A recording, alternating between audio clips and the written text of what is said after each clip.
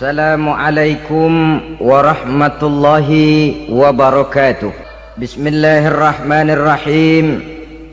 Alhamdulillahi rabbil alamin. Wassalatu wassalamu ala ashrafil anbiya'i wal mursalin wa ala alihi wa sahbihi ajma'in, amma ba'du. Dulu ada seorang orator. Kalau pidato hebat bukan main. Kalau dia bernada gembira, semua orang senyum. Kalau dia bercerita tentang sesuatu yang sedih, satu masjid orang nangis. Orang tanya kepadanya, "Pak, bisa pidato begitu hebat, siapa yang bikin?" "Ya saya sendiri." Istrinya dari belakang bilang, "Tidak, yang bikin pidatonya hebat saya." Kata suaminya, "Mana bisa, saya." Kata istrinya. "Kalau saudara tidak percaya, tunggu Jumat depan, dia khutbah Jumat, saya akan bikin khutbahnya tidak hebat," kata istrinya. Sudah hari Rebo, siap-siap mau bikin konsep khutbah, baru mau nulis, datang istrinya, "Bang, tolong pegangin anak, saya mau ke warung." Mau bikin konsep lagi, kata istrinya, "Bang, tolong ini, tolong itu, tolong ini." Sampai mau berangkat khutbah Jumat, khutbah belum selesai dibikin. Begitu naik mimbar, kehabisan bahan. Sudah 10 menit masih amma ba'du, amma ba'du, amma ba'du. Ini yang dengar heran, ini orang kok bicaranya bisa cuma amat sama badu, amat sama badu saja. Di situ kelihatan, saudara-saudara, betapa peran serta istri yang walaupun tidak kelihatan oleh pandangan mata yang zahir, tapi teramat sangat menentukan. Sekali lagi, tidak ada seorang suami bisa sukses jadi apapun dia tanpa peran serta istrinya di rumah. Tidak ada kemajuan yang bisa diperoleh kalau tidak karena peran serta istrinya di rumah. Tidak ada kesuksesan yang bisa diraih tanpa keikutsertaan daripada istrinya di rumah. Walaupun suaminya yang dikenal orang, suaminya yang dipuji orang, suaminya yang disanjung orang, bagian besar tetaplah saham dan andil daripada istrinya yang di rumah itu. Ini makna an-nisa imadul bilad. Dari istri-istri Rasul kita bisa menemukan figur-figur wanita teladan. Sehingga keliru kalau kaum orientalis barat mengatakan Rasulullah itu katanya sesungguhnya adalah seorang seks mania, istrinya banyak. Oh, ini memang bajingan ini orientalis ini.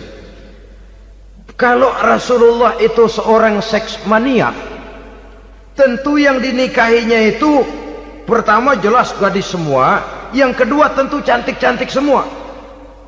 Dari istri-istri beliau yang dikawininya dalam keadaan gadis cuma Siti Aisyah, selebihnya janda. Apa pertimbangannya? Menyantuni yatim-yatimnya, mengayomi janda-janda yang ditinggal suaminya gugur di medan perang, untuk memperkuat keimanannya. Itu pilihan utama Rasul. Kita sekarang ini ya ngakunya sih ikut sunnah Rasul, cuma sunnahnya urusan kawin melulu. Ada duit sedikit, kawin maning, kawin maning. Ditanya orang kenapa kawin melulu, sih mas sunnah Rasul. Bukan main. Kalau sudah urusan kawin pahlawan betul sunnah Rasul. Padahal kawin lagi dalam Islam itu sungguh pun boleh, tapi tidak diperintah. Tidak diperintah, memang cuma boleh. Itu kalau dalam pesawat itu cuma semacam emergency exit lah ya, yang tidak boleh sembarang waktu bisa dibuka. Kalau memang sanggup berlaku adil, tafadhol. Kalau tidak, satu juga nggak habis. Lagian saya kira perempuan itu kan cuma perbedaan rupa saja, perbedaan selera saja. Seperti singkong dengan sate, bedanya kan cuma di tenggorokan. Kalau sudah masuk ke perut, kenyangnya kan sama. Perempuan cuma berbeda dalam selera, rasanya barangkali ya, barangkali.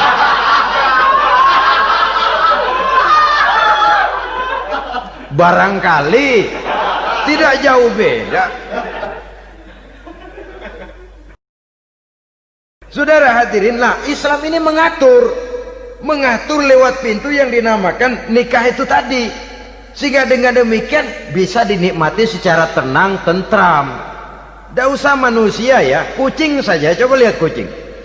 Kalau ikan dia boleh nyolong, kucing itu boleh curi, makannya nggak tenang kucing. Coba lihat ini, asal dia nyolong ikan, makannya juga mindik-mindik, matanya nengok kiri nengok kanan, ada sedikit gerusak kabur. Secara nalurinya kucing tahu kalau ini ikan curian, makannya nggak tenang dia. Tapi kalau ikan kita kasih, kucing anteng, geledek juga nyamber, manteng aja dia. Nalurinya mengatakan ini ikan dikasih sama yang punya, tenang dia. Saudara hadirin yang saya hormati, orang juga gitu. Kalau hubungan suami istrinya sudah sah, diikat dengan akad nikah, tenang, anteng, nggak gerasak gerusuk, nggak kayak diubur-ubur maling. Anteng aja, dan yang ngintip juga buat cuek aja udah. Biarin aja dia ngintip, capek sendirilah.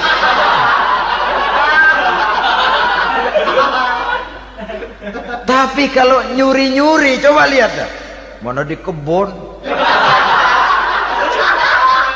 banyak nyamuk, hansip mukul tiang listrik, dia yang bingung. Islam ini sesungguhnya memudahkan jalan, saudara-saudara. Jadi sebagai social agent, wanita bisa berperan untuk itu, apalagi untuk hal-hal yang menyangkut wawasan kemanusiaan, di mana kaum wanita karena emosinya lebih tinggi daripada kaum laki-laki, dia sangat peka terhadap masalah-masalah yang menyangkut kemanusiaan. Hatinya mudah tergugah, perasaannya cepat terenyuh, dengan penderitaan dia cepat tergugah. Dia bisa menjadi social agent tanpa harus melupakan fungsi utama sebagai istri dan sebagai ibu dari anak-anaknya, sebagai istri dari suaminya.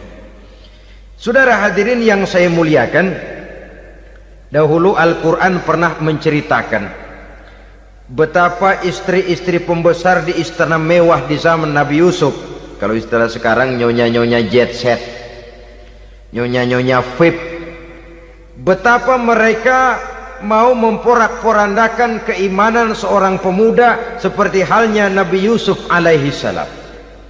Dan Nabi Yusuf kemudian ternyata tidak mau jadi gigolo yang kerjanya hanya menyenangkan wanita-wanita jet set kelas VIP ini tadi. Sesungguhnya ini cuma satu simbol yang kejadiannya bisa saja terjadi pada zaman modern dalam versi dan kondisi yang berbeda. Namun bagaimanapun juga, wanita dengan peranannya sebagai social agent, sebagai penggerak masyarakat, sangat besar pengaruhnya dalam ikut mewarnai perkembangan suatu negara. Seorang suami perlu memberikan dorongan kalau istrinya aktif di bidang sosial, asal dengan catatan saja, fungsi sebagai istri, fungsi sebagai ibu jangan sampai terlantar karenanya. Bahkan saya katakan tadi, di zaman sekarang wanita tidak lagi hanya berfungsi sebagai social agent, bahkan sebagai national agent, penggerak dari satu bangsa. Muncul wanita-wanita yang jadi menteri, yang jadi anggota DPR, bahkan yang jadi kepala desa dan lain sebagainya. Secara umum memang ar-rijal qawwamuna 'alan nisa, laki-laki adalah pembimbing bagi kaum wanita karena kelebihan fisik biologis, kelebihan kemampuan intelektual dan lain sebagainya. Namun wanita pun boleh saja menjadi social agent sepanjang catatan yang saya sampaikan tadi. Jangan sampai melupakan kodrat kewanitaan, jangan sampai mengalahkan fungsi sebagai istri dari suaminya, sebagai ibu daripada anak-anaknya. Nah, kemudian fungsi yang keempat di bidang ilmu pengetahuan.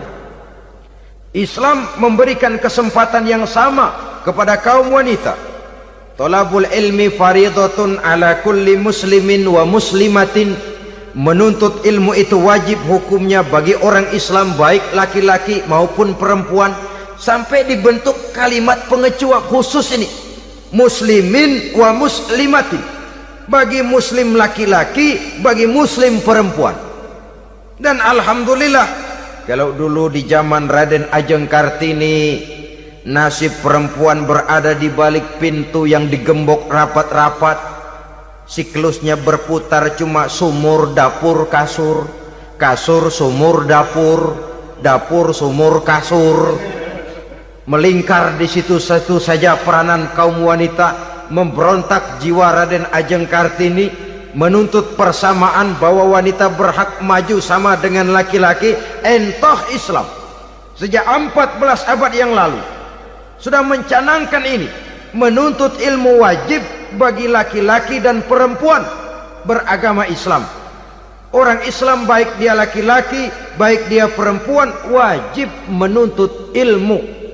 Ilmu dalam artian umum, tidak hanya sekedar fikih tauhidnya, ya di bidang kedokteran, di bidang teknik, di bidang hukum dan lain sebagainya. Ini yang perlu dibanggakan. Kalau perlu ini yang perlu diadakan kontes IQ, wanita yang paling berprestasi di bidang ilmiah, wanita yang punya prestasi di bidang menjaga kelestarian lingkungan hidup, wanita yang punya prestasi menggerakkan sosial, menyantuni yatim piatu, memelihara kesehatan. Adakan kontes macam itu untuk mendorong.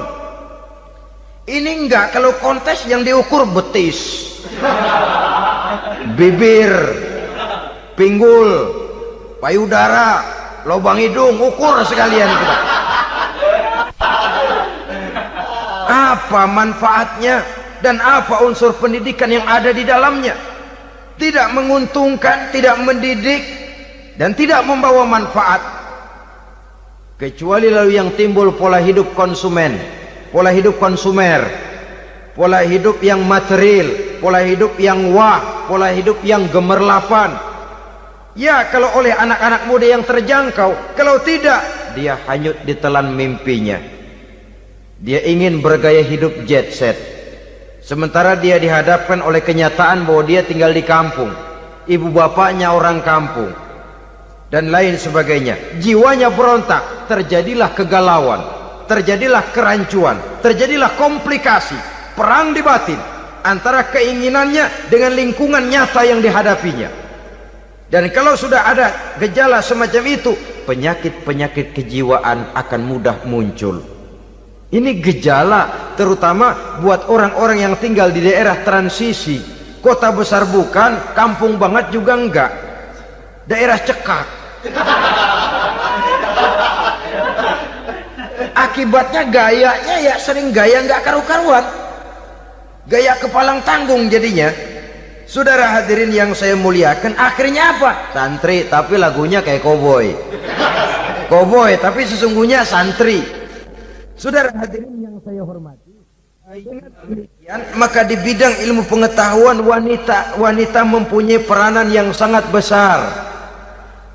Dia bisa tampil dengan karya-karya ilmiahnya yang membawa manfaat bagi perkembangan agama, bangsa dan negaranya.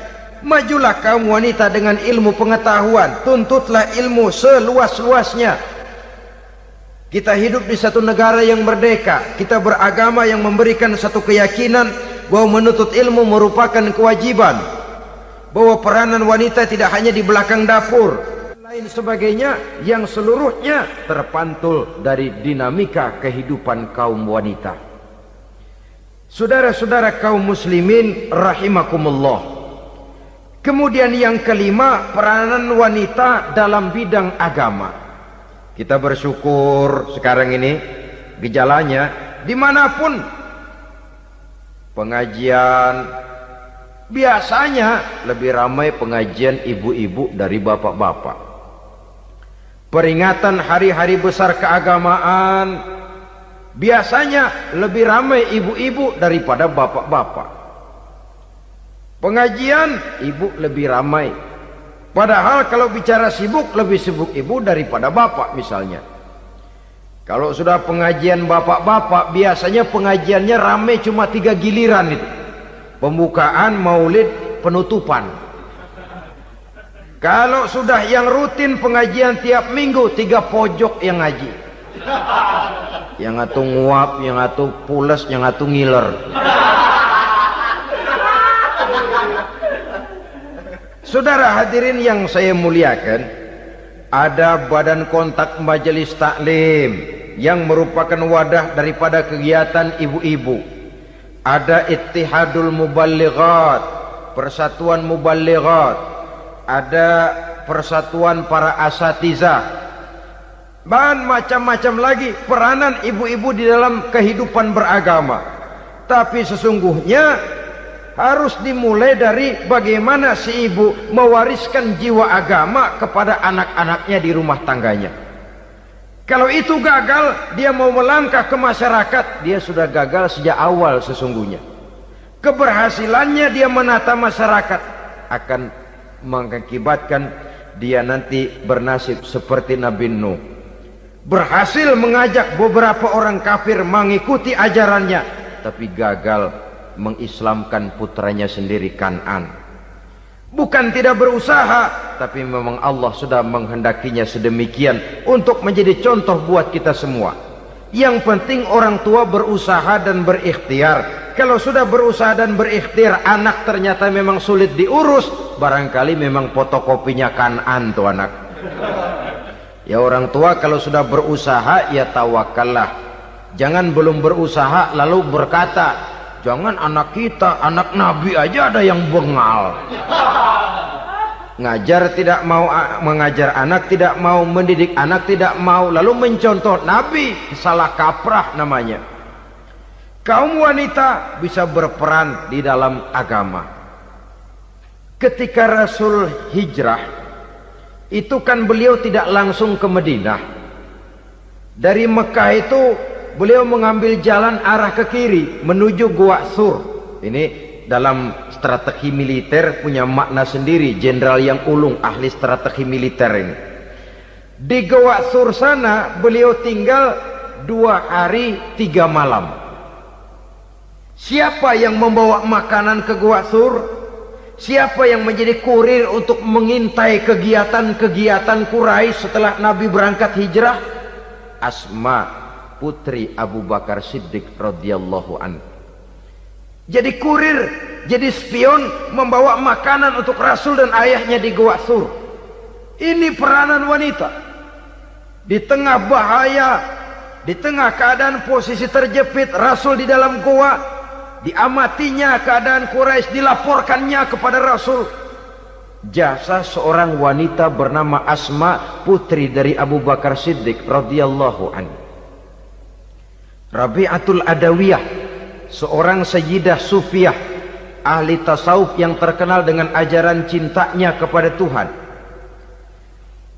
Dia bisa menjadi tokoh wanita dalam gerakan sufi oleh karena kegiatannya di bidang agama, dalam arti mujahadahnya kepada Allah Subhanahu wa ta'ala.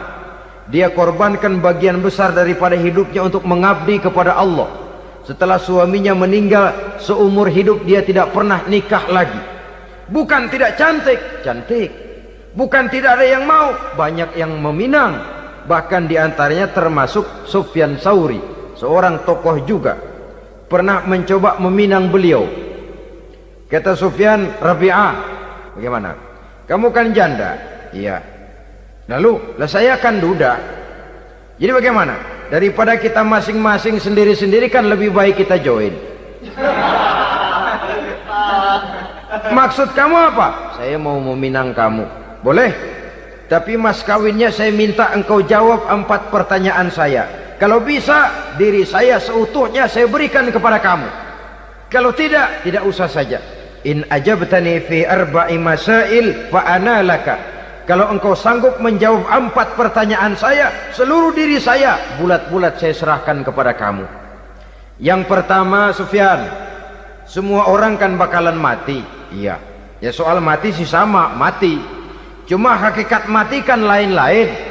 Ada yang matinya itu husnul khatimah, mati baik di akhirnya.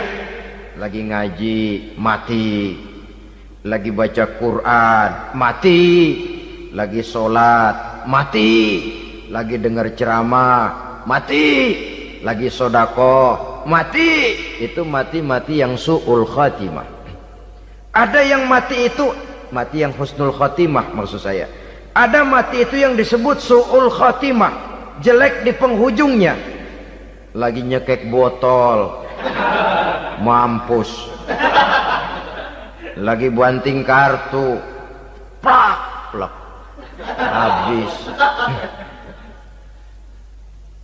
lagi makan riba mati, lagi zina mati, lagi nipu mati. Kira-kira kalau saya nanti mati su'ul khatimah apa husnul khatimah? Loh, saya nggak tahu, kamu mati saja belum. Tidak bisa kamu jawab, tidak bisa. Yang kedua, setelah mati kita masuk ke alam kubur. Di kubur kita akan dapat nikmat kubur atau azab kubur. Hari itu kira-kira saya dapat nikmat apa dapat azab? Saya tidak tahu. Di padang mahsyar setelah ditimbang kita dapat kitab di tangan kanan kalau baik, di tangan kiri atau dari belakang kalau jahat. Hari itu saya dapat kitab di tangan kiri apa tangan kanan? Saya nggak tahu. Yang keempat, orang akan lewat di atas sirat. Yang selamat sampai surga, yang celaka sampai ke neraka. Kira-kira saya yang selamat apa yang celaka? Wah, kata Sofyan, gua nggak tahu, udah butak dah lempangan itu deh. Kalau kau tidak tahu Sofyan, tidak bisa jawab 4 pertanyaan ini, maaf saja, lamaranmu saya tolak dan saya tidak akan nikah. Ini yang saya khawatir. Maka dia terkenal sebagai Sayyidah Sufiyah, tokoh wanita dalam dunia sufi. Dan artinya wanita bisa berperan banyak dalam bidang agama, sebagai pengasuh majelis taklim, sebagai pengasuh yatim piatu, sebagai gerakan-gerakan keagamaan yang positif dan lain sebagainya. Ini dimungkinkan karena Islam menunjang harkat dan martabat kaum wanita. Maka majulah kaum wanita Islam Indonesia dengan tetap menjaga kodrat kewanitaannya.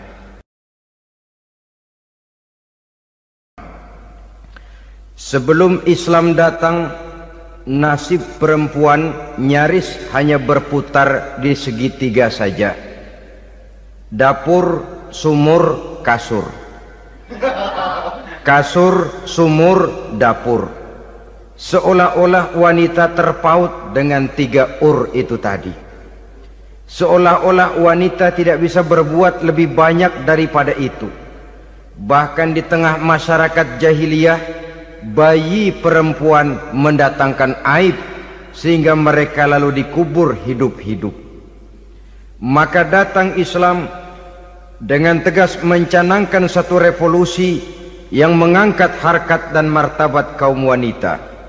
Nabi bersabda, "An-nisa'u imadul bilad, iza saluhat saluhal bilad, wa iza fasadat fasadal bilad."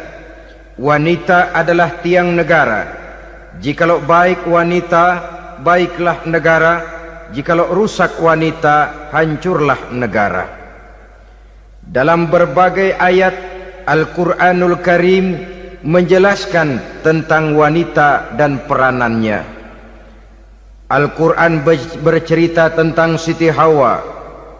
Al-Quran bercerita tentang anak perempuan Nabi Adam, Iklimah dan Labuda yang menyebabkan Habil dan Qabil saling berbunuh-bunuhan. Al-Quran menceritakan bagaimana ibunya Nabi Musa mendapat wahyu untuk menghanyutkan anaknya di hilir sungai Nil. Al-Quran bercerita tentang Siti Maryam, ibu daripada Nabi Isa. Al-Quran bercerita tentang 2 putri Nabi Yusuf yang akhirnya salah satunya menjadi istri daripada Nabi Musa. Pun Al-Quran bercerita tentang Ratu Balkis, seorang wanita yang menjadi penguasa di negeri Sabah, yang demikian besar pengaruhnya dan wawasannya. Dan banyak lagi Al-Quran menceritakan keadaan kaum wanita, sampai-sampai dalam Al-Quran ada satu surah yang dinamakan surah An-Nisa. Ini seluruhnya berarti bahwa Al-Quran telah menempatkan kaum wanita dalam satu posisi yang mulia dan terpuji.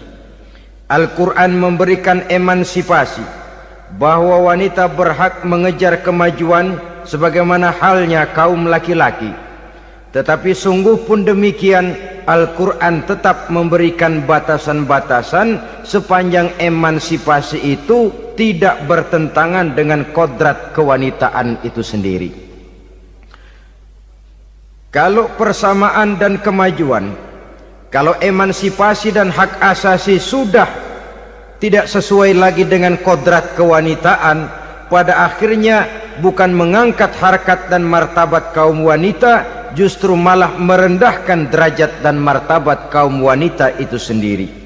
Seperti sebagian besar wanita ini, mereka berteriak menuntut tentang persamaan hak, tapi mereka melupa apa batasan daripada persamaan hak itu sendiri. Sesungguhnya Islam dengan segala konsepsinya yang mengangkat martabat kaum wanita itu memberikan keleluasaan kepada kaum wanita untuk maju bersama laki-laki sepanjang tidak menginjak-injak kodrat kewanitaan itu sendiri.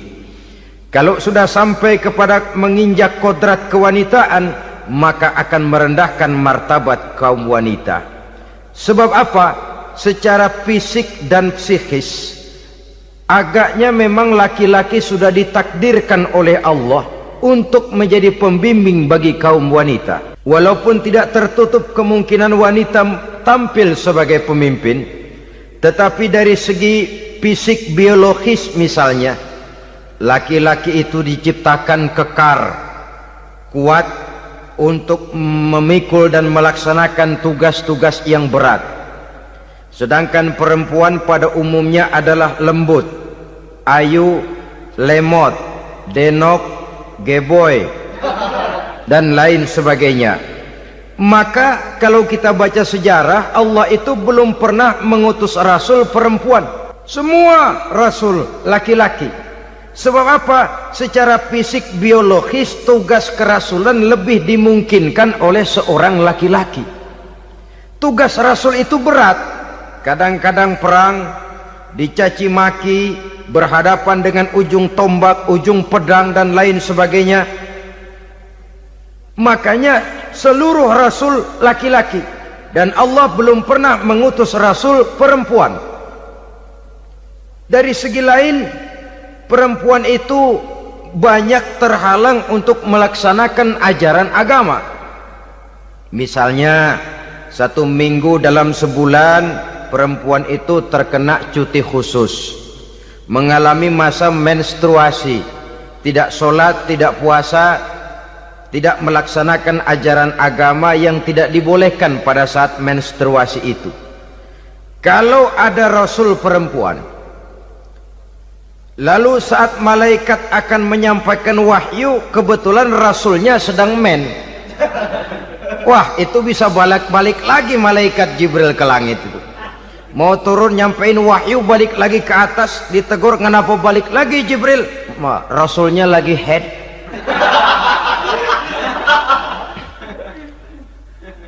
Atau pada saat agama dalam bahaya, agama dalam hinaan, agama dalam ancaman, rasulnya perempuan kebetulan sedang hamil besar. Apa lalu perang ditunda? Pengumuman perang ditunda saja sampai rasul melahirkan. Tentu lebih tidak mungkin lagi. Secara fisik biologis, laki-laki lebih memungkinkan untuk melaksanakan tugas kerasulan ini. Maka seluruh rasul yang diutus Allah adalah laki-laki. Saudara hadirin yang saya muliakan, sungguh pun demikian, Islam itu mengangkat martabat wanita sedemikian tinggi sebagai tiang negara yang menentukan jatuh dan bangunnya negara, yang ikut mewarnai bahkan menjadi warnanya suatu negara. Walaupun peranannya memang tidak begitu kelihatan, tapi sesungguhnya amat sangat menentukan. Oleh karenanya, secara umum, emansipasi yang digariskan oleh Islam, emansipasi yang tidak bertentangan dengan kodrat kewanitaan di berbagai aspek kehidupan.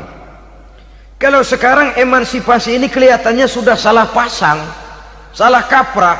Bahkan belum lama kita menyaksikan bagaimana ada binaragawati. Di zaman sekarang perempuan sudah mulai angkat besi. Saya mulai mikir kalau perempuan sudah pada angkat besi, ini sudah tanda suaminya udah deket dibanting-bantingin ini. Tahun-tahun mendatang mungkin akan menyusul perempuan mulai narik becak.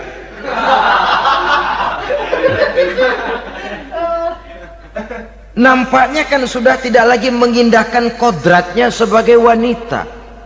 Ada olahraga yang hanya pantas dikerjakan oleh laki-laki. Oleh karena itu pada kesempatan ini kita akan mencoba melihat peranan wanita dari berbagai dimensinya. Yang pertama, peranan wanita sebagai istri. Adalah Rasul memilih istri pertamanya Sayyidatuna Khadijah radhiyallahu anha. Kalau pilihan utama beliau pertama kali nikah dengan Siti Khadijah, jelas itu pilihannya bukan karena kecantikan. Kenapa? Beliau nikahi Siti Khadijah dalam usia 40 tahun Khadijah dan 25 tahun Rasul. Statusnya janda pula. Kalau beliau seorang pemburu kembang, pemburu bunga, kenapa mesti nikah dengan janda berumur 40 tahun?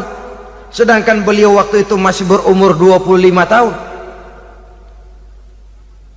Apa sasaran utamanya? Bisa kita lihat nanti. Setelah beliau diangkat menjadi Rasul, ternyata Khadijah lebih daripada seorang istri, beliau masuk ke dalam staf Nabi. Orang lain beliau belum beriman, beliau malah beriman lebih dahulu sebagai perempuan pertama yang masuk Islam. Orang lain memusuhi Nabi, beliau malah mengorbankan hartanya untuk membantu perjuangan Nabi. Istri setia semacam ini dengan peranannya sebagai istri yang sedemikian rupa memberikan andil yang sangat besar bagi kesuksesan dan keberhasilan seorang suami. Yakinlah saudara, tidak ada seorang suami bisa meraih sukses yang besar, jadi apapun dia, profesi apapun yang dipegangnya, apa dokter, apa insinyur, apa pejabat pemerintah, apa politikus, apa ekonom, apa budayawan, apa kiai, apa mubalik, tidak ada yang bisa meraih sukses yang besar tanpa peran serta istrinya, walaupun tidak begitu kelihatan dan nampak oleh pandangan mata yang zahir. Sebaliknya, seorang istri bisa mempengaruhi suaminya. Seorang suami yang jujur, polos, lugu, sederhana, bisa jadi koruptor ulung kalau didorong-dorong oleh istrinya. Seorang istri Pak Lurah memang tidak ikut mengatur kelurahan, tapi dia bisa mewarnai suaminya. Seorang istri gubernur memang tidak ikut mengatur provinsi, tapi dia bisa mewarnai suaminya. Sepanjang warnanya positif, tentu sangat baik dan sangat diharapkan. Tetapi kalau warnanya negatif, kiamatlah akibatnya umat ini. Oleh sebab itu, peran pertama dari kaum wanita sesungguhnya adalah sebagai istri yang mendampingi suami untuk mengolah dan melaksanakan tugas-tugas besar. Dari seorang yang paling kecil sampai kepada seorang yang punya jabatan paling tinggi sekalipun, pengaruh dan peranan istri memang sangat menentukan. Saudara hadirin kaum muslimin rahimakumullah, itulah sebabnya Nabi menikah dengan Siti Khadijah. Dan lebih dari itu, sebelum menikah dengan Nabi, Siti Khadijah itu sudah terkenal sebagai pengusaha wanita, business girl kalau bahasa sekarang ini. Bahkan jaringan-jaringan bisnisnya tidak hanya Mekah saja, tidak hanya antar kota, bahkan sudah antar negara, dari Mekah ke Syam, dari Mekah ke Madinah dan lain sebagainya, yang bahkan kita tahu Rasul pada mulanya pun ikut membantu perdagangannya Siti Khadijah radhiyallahu anha ini. Jadi kalau bercermin dari karier Siti Khadijah, boleh saja wanita bergerak di bidang bisnis, asal memang profesi, bukan karena dengan senjata dan modal kecantikan lalu membujuk dan meraih orang sampai telak sehingga bisnisnya berjalan lancar dengan jalan menjual kecantikannya. Tidak, bergerak di bidang bisnis yang memang profesinya di situ. Tidak ada salahnya. Bisa saja perempuan menjadi bisnis girl seperti yang dicontohkan oleh Siti Khadijah radhiyallahu anha ini. Sebab itu kontes-kontesan yang hanya bertitik kepada rupa yang ayu saja, rupa yang cantik saja, sesungguhnya bukan hanya tidak bermanfaat, tapi saya pikir juga sangat tidak mendidik. Yang mengajar anak-anak remaja putri kita untuk berlomba-lomba hidup dalam kepalsuan. Alis mata palsu, hidung pesek dimancungin palsu, operasi plastik. Alis matanya dikerik bikin yang palsu, tai lalat lagi bikin yang palsu, gincu bibir dimerahin palsu. Seluruhnya hidup dalam kepalsuan. Akan lebih baik kalau kita ini misalnya mengadakan kontes yang menitik beratkan kepada ketinggian IQ, kecerdasan, kemampuan, skill, keahlian dan kemampuan. Tidak hanya dititik beratkan kepada rupa yang ayu dan cantik semata-mata. Sebab di samping manfaatnya diragukan, juga sangat tidak mendidik buat generasi yang akan datang. Terutama ibu-ibu, peran utama wanita sesungguhnya adalah sebagai istri mendampingi suami dalam melaksanakan tugas-tugas besar. Satu hari serombongan ibu-ibu pernah datang menghadap Rasul mengajukan satu resolusi, protes kalau bahasa kita sekarang. Ya Rasul, ada apa Bu? Kalau laki-laki sih enak. Enak bagaimana? Iya, kalau orang laki-laki sholat, perempuan sholat. Laki-laki puasa, perempuan puasa. Laki-laki pergi haji, perempuan pergi haji. Laki-laki menuntut ilmu, perempuan bisa menuntut ilmu. Tapi kalau laki-laki pergi jihad, perang membela agama, kami perempuan tidak bisa ikut jihad perang di medan pertempuran. Padahal pahala jihad sangat besar dan kami ingin mendapat pahala jihad. Tidak adil kalau begini ya Rasul, izinkan kami pergi jihad. Ini perempuan di zaman Rasul, kalau ada kebaikan tidak bisa ikut, rasanya rugi bukan main, lalu protes. Apa jawab Rasul? Beliau senyum. Ibu-ibu jangan khawatir, walaupun ibu-ibu tidak maju ke medan perang, ada ibadah yang pahalanya sama dengan pahala jihad itu. Apa ya Rasul? Beliau menjawab, jihadukunna fi baitikunna. Jihadnya ibu-ibu, jihadnya kaum wanita adalah di rumah tangganya sebagai istri. Memasak makanan suaminya, mencuci pakaian istrinya, mengasuh, merawat dan membesarkan anak-anaknya. Itu seluruhnya bagian daripada ibadah yang pahalanya tidak kurang dengan pahala jihad. Kenapa? Al-Quran itu memberikan sesuatu sesuai dengan kedudukannya.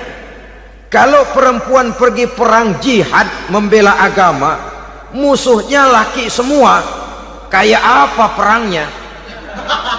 Itu musuhnya bisa nggak mau pakai pedang, perangnya udah gulat aja udah. Sehingga Rasul lalu memberikan satu jalan keluar yang membuat wanita-wanita itu lega. Jihadukunna fi baitikunna. Ibu-ibu sih tidak usah khawatir, jihad ibu adalah di rumah tangga ibu-ibu semua. Sejak bangun tidur sampai tidur kembali, nyaris kaum ibu itu 24 jam pekerjaannya. Sebagai istri, dia melaksanakan jihad di rumah tangganya. Peranan wanita yang pertama adalah sebagai istri yang walaupun tidak kelihatan dan menonjol seperti halnya laki-laki, tapi sangat mewarnai, bahkan menjadi warna dari tugas apapun yang dihadapi oleh suaminya. Inilah yang kita sampaikan pada kesempatan ini. Terima kasih atas segala perhatian, mohon maaf atas segala kekurangan. Wassalamualaikum warahmatullahi wabarakatuh.